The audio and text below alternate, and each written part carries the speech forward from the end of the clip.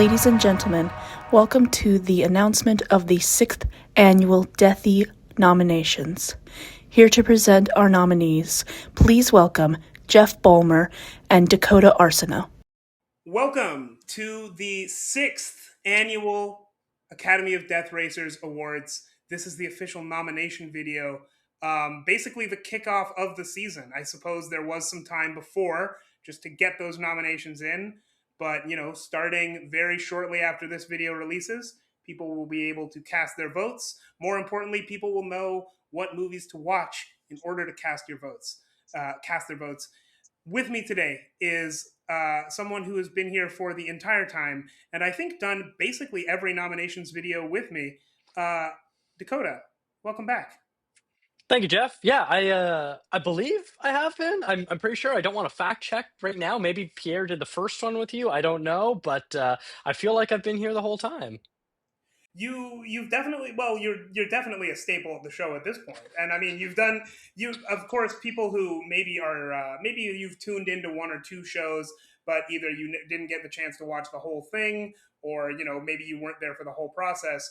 You would recognize Dakota's voice as the voice that announces sort of the stats at the end, which is something that I know I know that our producer Astro would be very proud of, and I'm very proud of our award show too, because we can give that extra little transparency, which is always fun.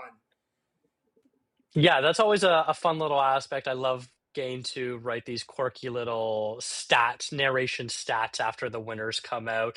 And from what I could tell, people enjoy them. So as long as the people keep liking them and you keep asking me to be involved, I'm going to keep doing it. Well, on that note, involved with what? I guess we should, for anyone who's just tuning in for the first time, we should explain a little bit about what the Deathies are. And the thing that I'm most known for, or at least was most known for in the first couple of years here, is putting people on the spot. So, Dakota, why don't you tell us a little bit about what the Deathies are? All right. That's funny. I thought the thing you were most known for was ranting about best original songs, but I guess Well, this that too. too. Unfortunately, we don't have a special Deathies category for Best Original Song. Not one that we're announcing today. Mhm. Otherwise, I'm sure this video would be 40 minutes longer than however long it actually is. Yes, that's true. But to your original question, yes, putting me on the spot, the Deathies.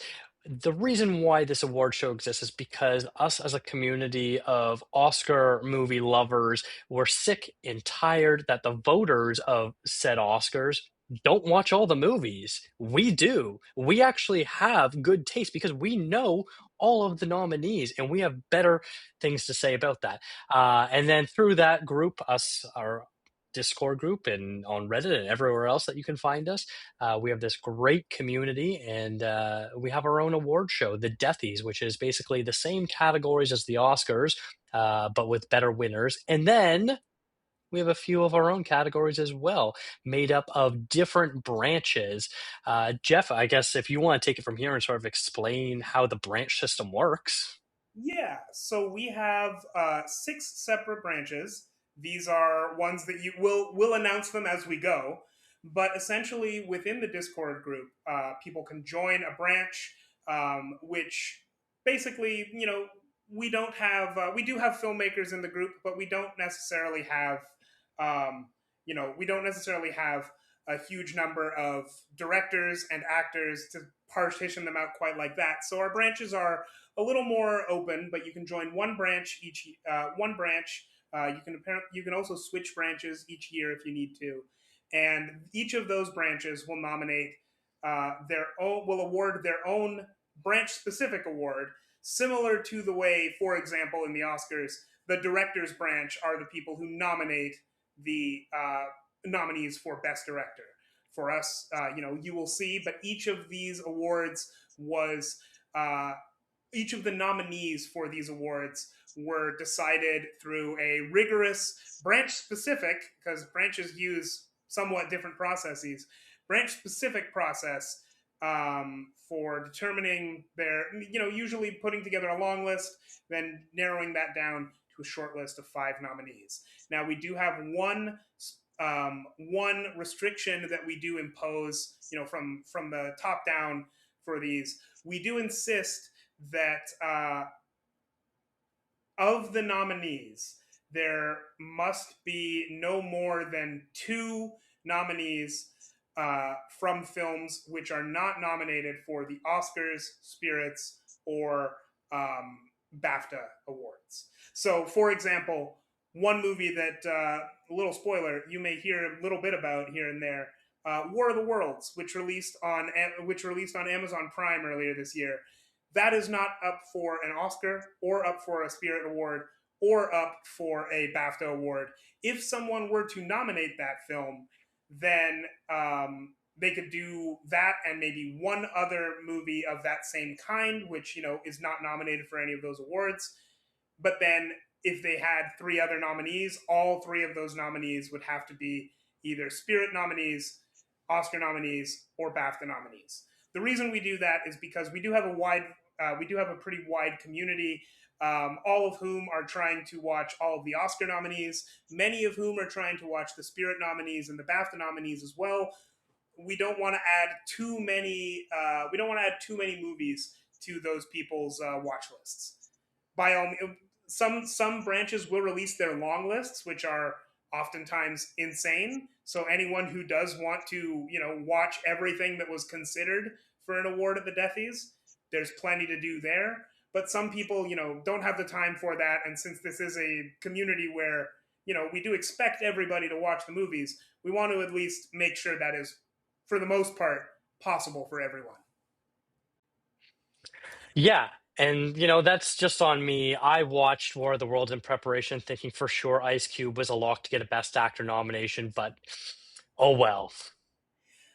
Yeah, well, we can't have everything. We don't live in a perfect world just yet. Not yet. With all of that out of the way, Dakota, is there anything else that we have forgotten to mention before we start talking about our nominees? I think the only other thing is to make sure that we say that we are doing a live broadcast. You are one of the co-hosts of that, and I believe it airs the day before the Oscars. So we have to make sure we plug that, don't we? Yes, absolutely, and we will say this again near the end, so there'll be a reminder. Hmm. But the 6th annual Academy of Death Raisers Awards, the 6th annual Deathies, will be airing on March 14th, 2026. That is the day before the Oscars. The time is to be determined, but I believe it should be around 3 p.m. EST, which is noon PST if you're over on the West Coast. And I believe that's 7 p.m. in the UK. It's different times in many other places, but I know that a large part of our viewership would be in those 3 places. But we will have a list of times at the very end as well, and we will plug this once again before we finish this nominations video. As With they that, say on TV, check your local listings. yes, and we'll have a link to the YouTube page in this. We'll have a link to the. Well, I guess we won't, because this will go up on our YouTube page. We won't have a link yet for the live broadcast, but as soon as there is a link, you will be able to see it. It will happen. All right. With that, I think we should just get into the nominees. Let's do it. All right. The first set of nominees we have are going to be for these are the nominees for the best food and drink scene. This is nominated by the food and drink branch. These are a group of people who are excited about food and drink, gastronomy.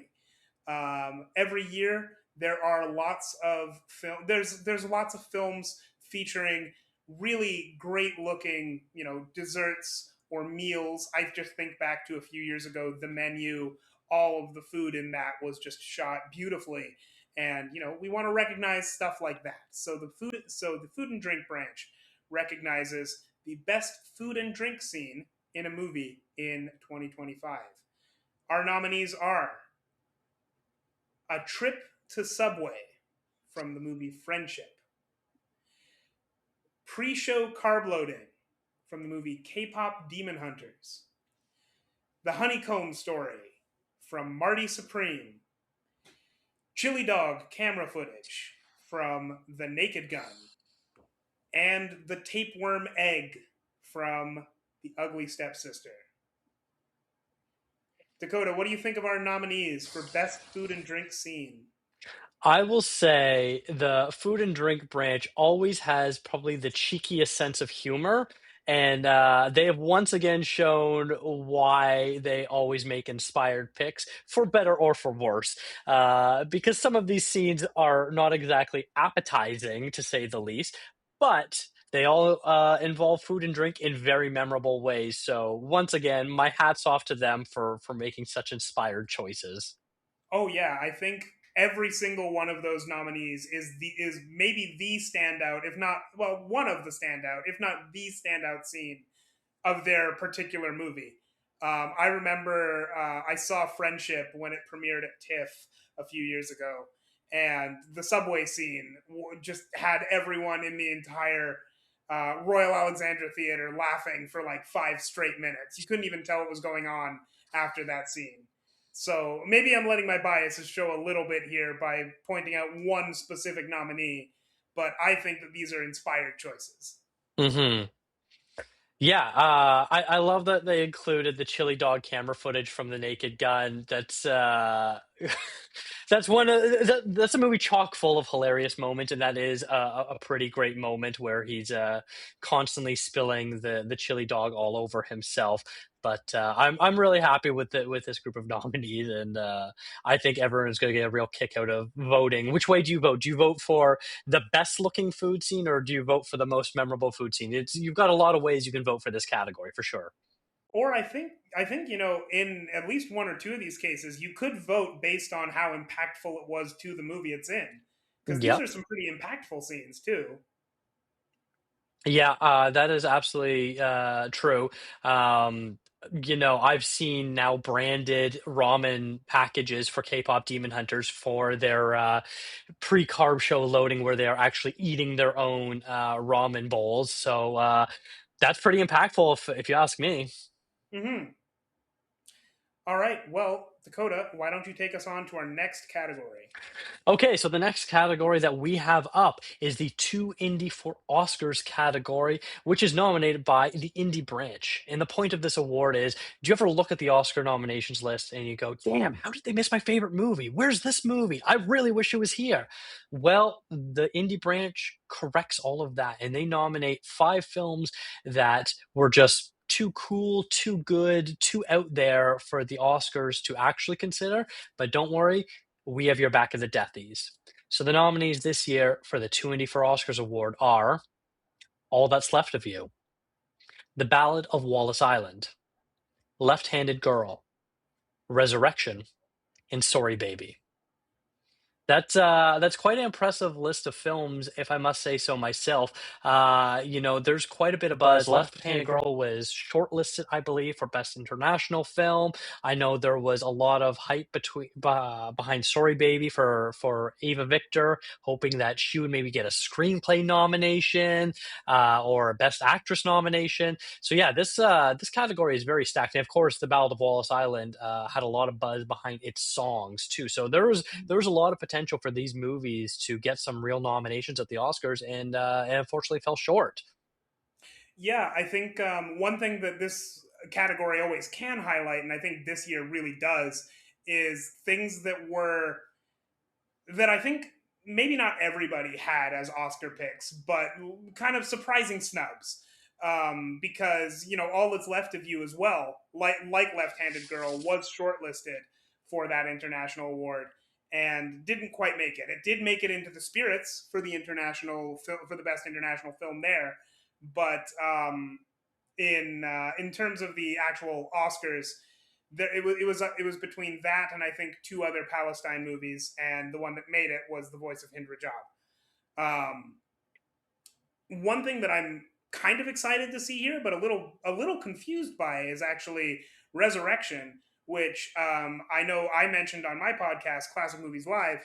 That was one of my favorite movies of last year, but it has not had a very wide release. It's been rather difficult for people to see, and I think that will be rectified in April, I believe, with a Criterion Collection release. But until then, it's playing in a very small number of theaters still, but can be kind of difficult to find. So I'm a little surprised it's here because ultimately, these are nominated by the branches, and while the indie branch does, they do see a lot more movies. They may long list a lot of movies that are difficult to see. Typically, I expect that the ones that are really really hard just wouldn't get the votes on account of people not seeing them. Not that it doesn't deserve it. Like I said, Resurrection, possibly my favorite movie of the year. Just ask me on any given day, and I'll give you one or two answers. Resurrection is one of them. Yeah, this is a very strong crop of films, and I have to wonder what the front runners are. I'm not going to put my hand on the scale at all, but there does seem a couple here that I think that might be a little more widely seen that might have a bit of an edge in voting. Mm-hmm. I have an idea what I think the front runner is, but I'll leave that as an exercise to the viewer to read my mind. So, Well, oh, go ahead. I was just going to say, why don't you take us to our next category there, Jeff? Why don't I? The next one, this is one that's near and dear to my heart, and I believe you could probably say the same, Dakota, because this next category is nominated by the Creators Branch. The Creators Branch, which both of us are in, this is made up of writers, musicians, actors, filmmakers, podcasters, whoever makes things, they can go into the Creators Branch. So what this nomination, what this award actually is the biggest cow, which goes to the it goes to the film that produced the best secondary content. So, for example, if one of our nominees had been Wicked for Good, it's not nominated for the film itself, but rather for the essays, the think pieces, the videos, the memes that came out of that film. So this is an award that goes to movies that people were really talking about. The biggest cow, the movie that could be milked for the most content, for lack of a better term. So without further ado, the nominees for biggest cow are K-pop Demon Hunters, Marty Supreme, Sinners, War of the Worlds, and Weapons. Dakota, I did tell you we were going to see War of the Worlds on this list somewhere. Here it is. Yeah, you couldn't escape that movie in terms of, is this the worst movie ever made, being most of the think pieces, or how the hell did this get made, or why did Amazon spend so much money getting this made, or should movies even exist as an art form after War of the Worlds? Lots of great content like that. No, this is a terrific crop of nominees. I think you can look at each one of these nominees and sort of know exactly what the conversation was about. K-pop Demon Hunter, so much was about how Netflix was able to pick up the rights for this film, and it became this global phenomenon, and what this all means and all that sort of stuff. Marty Supreme, it seemed like both the positive and the negative lately. You can't really talk about Marty Supreme without talking about that sort of thing. Sinners, we had this whole back and forth with publications like Variety sort of criticizing Ryan Coogler's deal to get the rights back and what that means to filmmakers, and everyone else sort of championing his original vision. And then, of course, Weapons. This, we have a pure horror movie that got an Oscar nomination, which is so rare, and a lot of people are talking about Weapons this year. This is a fantastic crop of nominees. Mm-hmm. Weapons, I think, if I'm not mistaken, Weapons got two nominations, right? It got one for Amy Madigan and one for casting. Did I Uh, forget a third one? no, I did not get in for casting, I believe. Oh, it was at least shortlisted for casting. Maybe it didn't. Maybe it didn't get nominated. Yeah, Dakota, it please might have fact check me. been. Coming right up. Yeah. But what do you think of this crop of nominees? I mean, this is a pretty great crop of nominees. If anything, I think. Well, I was in the long. I was there looking at the long list for several weeks. If anything, like there's probably 10 movies that easily could have, gotten on there, and I would have been like, oh yeah, of course. I think this was a great year for not just, I mean, I think this is a great year for movies, but I say that every year. I think this was also a great year for talking about movies because, if anything, I just wish we could nominate more things because there's just so many there's so much great movie conversation that happened this year. Hmm. Um, yeah, I think, yeah, as you were saying with Marty Supreme, I think, from all the way back in almost September, maybe even further than that, because the Smashing Machine premiered in Venice in September, and there was already talk then of where is Marty Supreme gonna premiere, because they wanted to do fall festivals, but they weren't announced for any fall festivals. And then as soon as it actually did premiere, you couldn't turn on any entertainment news without seeing at least something about Timothy Chalamet doing something absurd. He was constantly doing something. And what Hmm. that something was always completely unpredictable. And then, of course, especially recently, there's lots of other stuff around Marty Supreme, but it was pretty inescapable. And Sinners, I'm really excited about. I'm really glad that we managed to put it on there, because I think that that is evidence of something I was worried about. Not something I was apparently not something I was worried about back when it came out, and that ended up just not being an issue. Back when Sinners came out, I was like, is this too early for it to be considered for awards? And just no one would shut up about it all year, which is amazing, because I'm really glad that Sinners, of course, right now, the most nominated movie in Oscars history. So that's really impressive, especially considering, it came out in a time of year that does not usually mean much for awards, and managed to not only stay relevant, but stay like discussion worthy for the Hmm. entire rest of the year. Yeah, a couple notes here. One, Weapons only did get the one nomination. It was just supporting actress, not for Ah, casting. Yeah. And then I'll just say for me, I have no idea where my vote is going to go at this point. I'm going to have to think long and hard about this because there's a lot of great options here. And even though I was involved in the nomination process and I put some of them on my short list, I don't know what I'm going to go as my final vote. And then lastly, I'm not going to reveal it yet, but there was a nomination that I put forth that I was hoping was going to make the cut, but it sounded like it just missed it. But it would have been a fun, inspired pick by yours truly.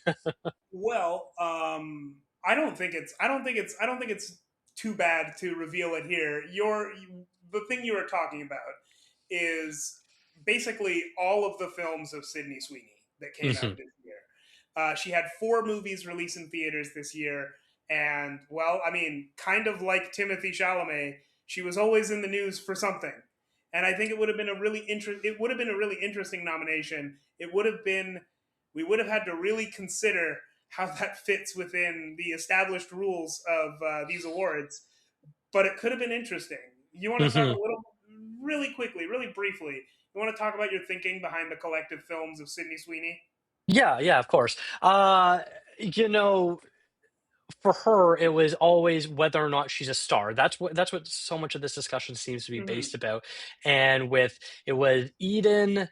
I can't remember the second one, and then Christie. All of them were considered box office flops, and so the whole conversation turned to: is she an actual leading lady? Is she an A-list, or what's all this? And then the Housemaid came out, and it sort of reversed that. We're like, oh no, she's back on top. She has another hit. Oh my goodness! So it was this huge dichotomy of people feel the need to really nail down what her archetype is and where she fits in the Hollywood system, ignoring the fact that her first two films, Eden and what was the other one? Echo Valley. Echo Valley, she wasn't the lead character in either of those films, so it wasn't really her film. Mm. Uh, and then with Christie, it was a very small budget biopic. It wasn't meant to make 100 million at the box office, and so that sort of got lumped in with those ones. And then the release of The Housemaid, it becomes, oh, but it was based on the author, it was based on Amanda Seyfried's Power, things like that. So that was with the discussion and why I felt it was a bit of an inspired pick, because I thought there was a lot of interesting secondary content about it.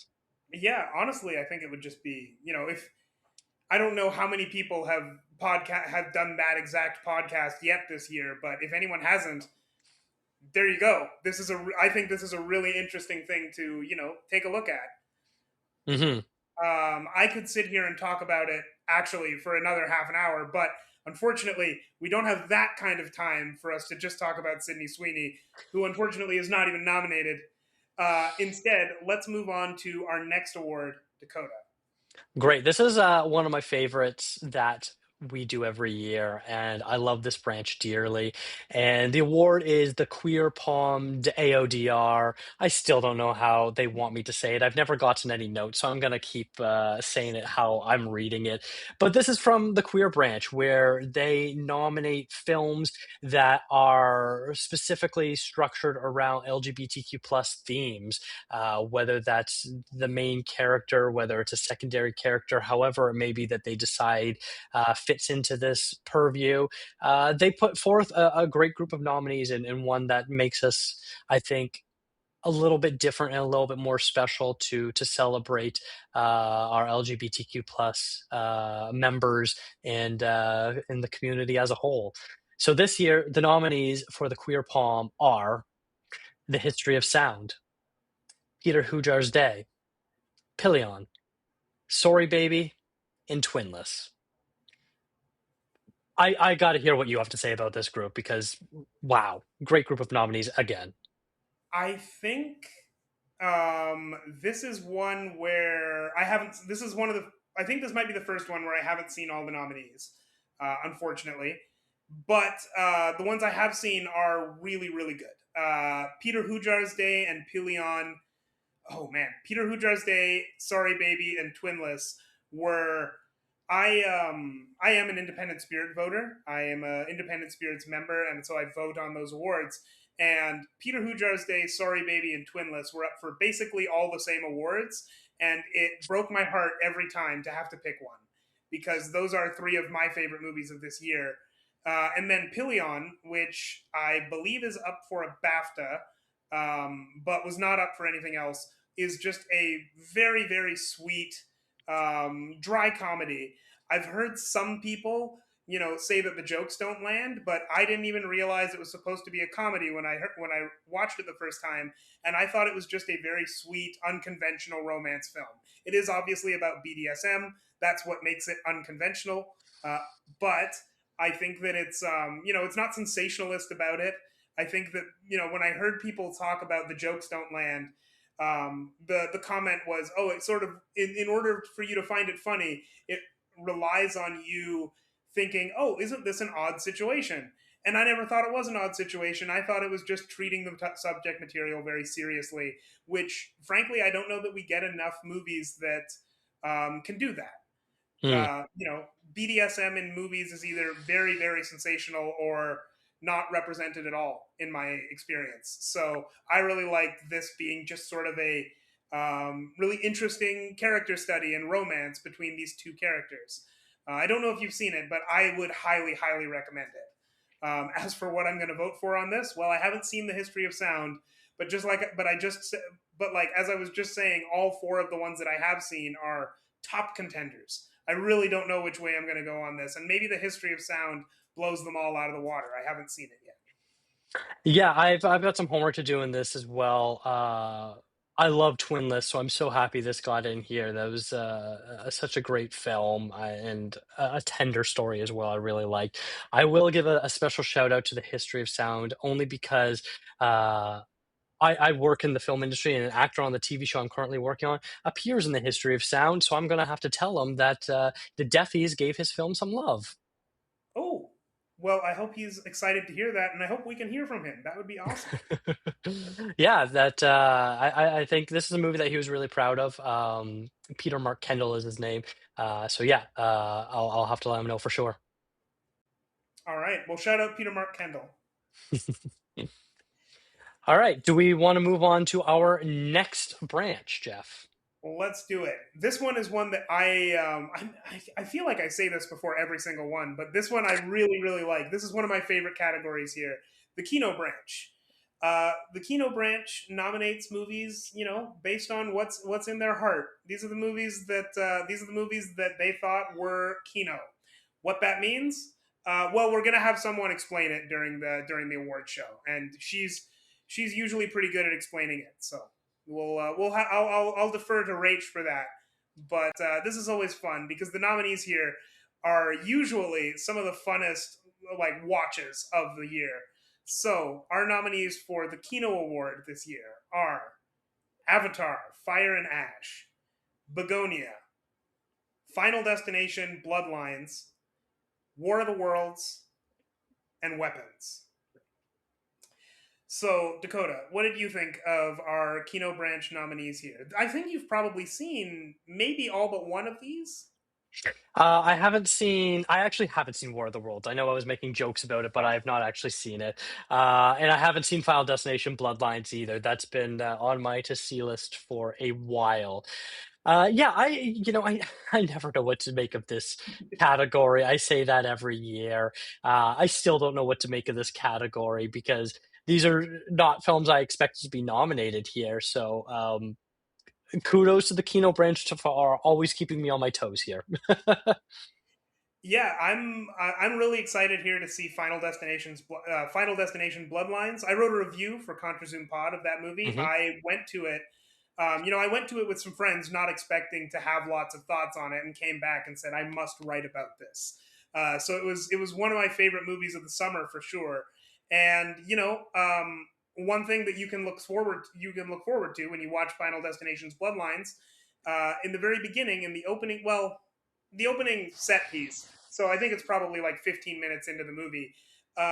They set a record for the oldest stunt person ever set on fire. It is a 70-year-old woman who is set like fully ablaze, and it's Wow. awesome.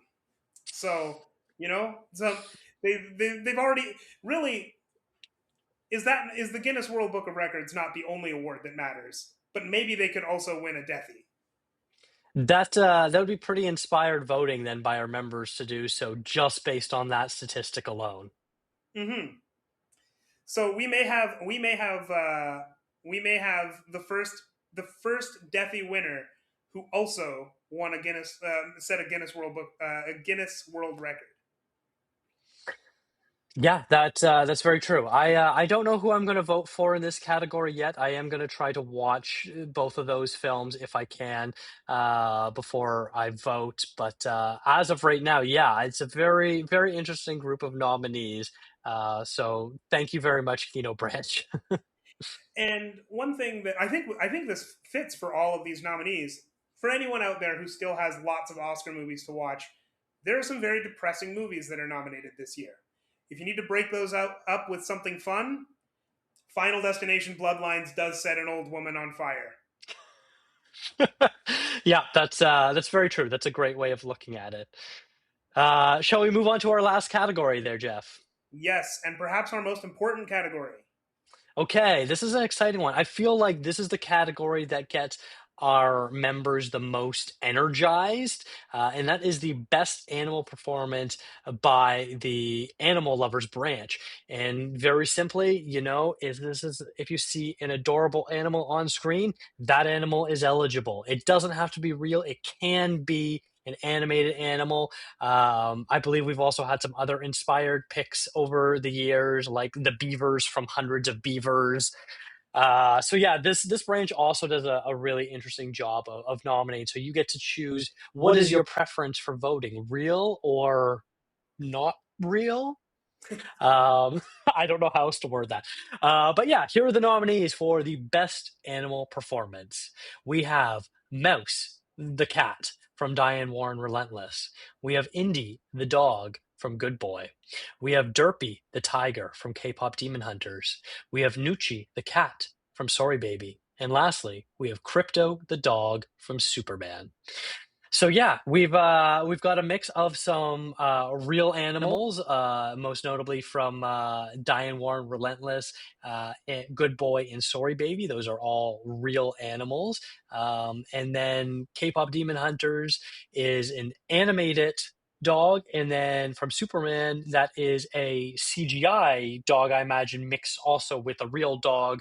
I'm not totally sure how they got that performance, but I imagine it's a blend of both because I don't think a real dog can throw a person across the room and fly. So that performance, yeah, it is a mix of practical effects and CGI. But the way that the actual performer for Crypto, I'm not 100% sure who exactly it was, but if you watch behind the scenes, it is a man in a motion capture suit. Um, Crypto is the actual dog is fully CGI, but he is based on James Gunn's real dog. Okay, I that believe makes he's the sense. same breed and so on. And just because we actually of the real animals in there, we only have one that has a different name, whose character has a different name than the actual actor, and that is Nucci is the actor's name from Sorry Mm, Baby. The actual character is Olga the cat. okay.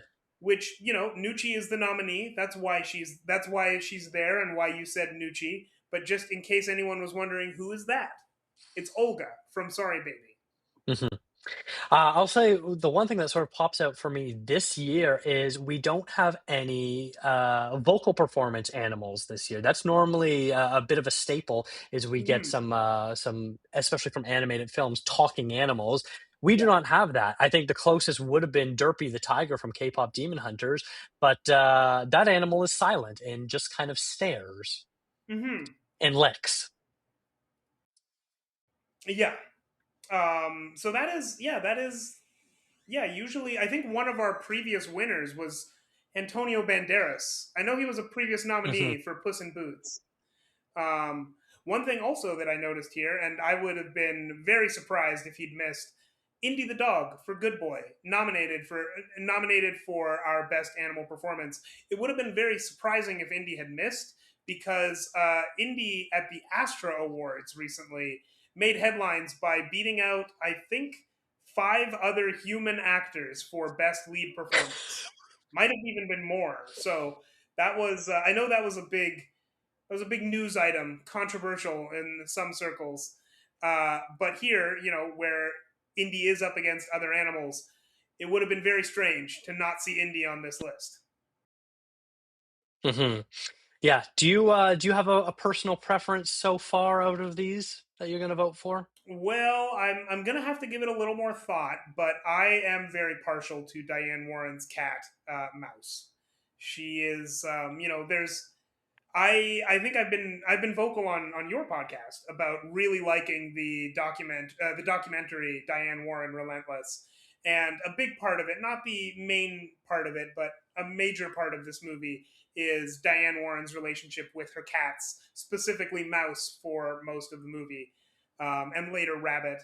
And I think that when I was watching that movie, Mouse left a pretty big impression on me. So that's who I'm partial to, I would say. Hmm. Yeah, I still have some homework to do myself, but for now, I think I'm leaning towards Derpy because that was just such a great character. I really loved it. Yeah, yeah. All right. Um, we have one thing left to announce, but we're going to actually throw that over to a special guest who will be joining us to announce something new for this year. Oh, hey, didn't see you there.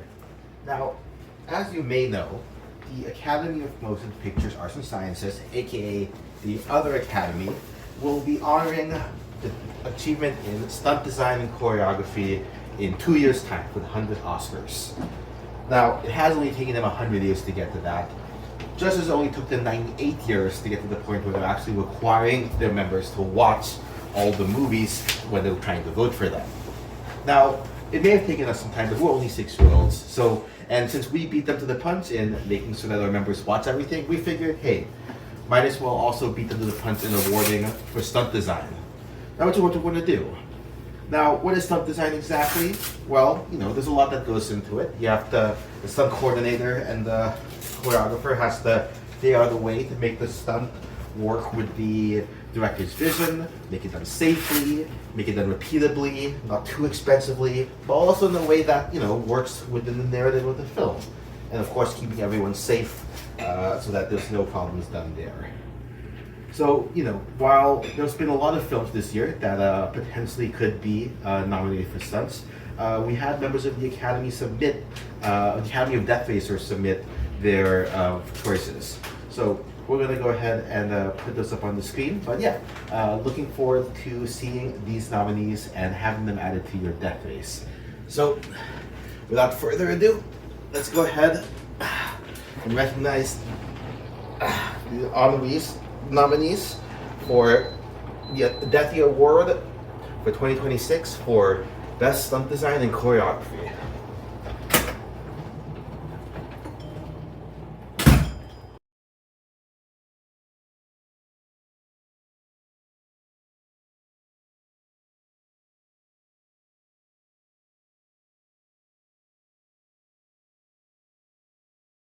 So, Dakota, what do you think about the Best Stunt Design and Choreography award being added to the Deathies 1 year, 2 years before the Oscars? This make I think it comes into play next year because it was announced last year when it was 2 Oscars away, and we're now technically at this year's Oscars, so it's after next. I think it's next year Okay, or after next. I mean, don't quote me. I feel before the like I need to Oscars. look this up. Yes, yeah.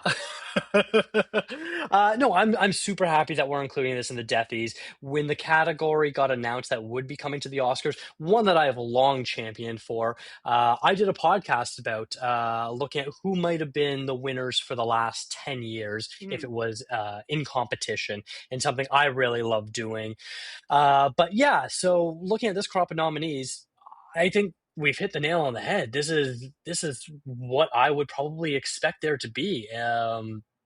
Honestly, fantastic work. Hmm. Yeah, I am. I've seen all but one of these nominees, but that one nominee I haven't seen, which is Ballerina, is a spin-off of a series that is famous for its stunts. So I would expect no less than that being on here. Mhm. Yeah, it's a bit of a shame that this year, I know Ballerina has dance elements to it, based on the title. It's a bit of a shame that this year we didn't have a great dance movie because I really hope that this category does include that because dancing is as much of a choreography as stunt work is. Um, and it really deserves to be highlighted in the same category. If anything, I guess that was maybe the one thing I was certainly hoping for ahead of this nomination. More choreography in here, but well, it's not represented. It's just well, I'm not sure. I haven't seen Ballerina yet. Maybe Ballerina is as much of a dance movie as as it is an action movie. Have you Hmm. seen it? I have seen it, yes. Oh, Uh, It's about John Wick attending the Royal Ballet performance, so it's all Swan Lake. I believe you. All right. Well, that is our nominees, or those are our nominees. That's what, 6 categories plus stunt design, 7 categories of nominees this year. Uh, I'm excited. I'm excited too. This is a great group of nominees. I'm very excited. I now know what I need to add to the top of my watch list that's been maybe hovering a little bit lower on top of my regular Deathy's homework. So, what a great year. I'm always so impressed with our community. They did a great job once again picking some fantastic nominations. Yeah. So thank you, everybody who participated in creating those long lists and short lists of nominees. And thank you to everybody who will be voting. And one final reminder to everybody: the 6th annual Academy of Death Racers Awards, the Deathies, will be airing live on Saturday, March 14th, uh, most likely at 3 p.m. EST. That is to be confirmed. Something could change, but it's probably then. Thank you guys.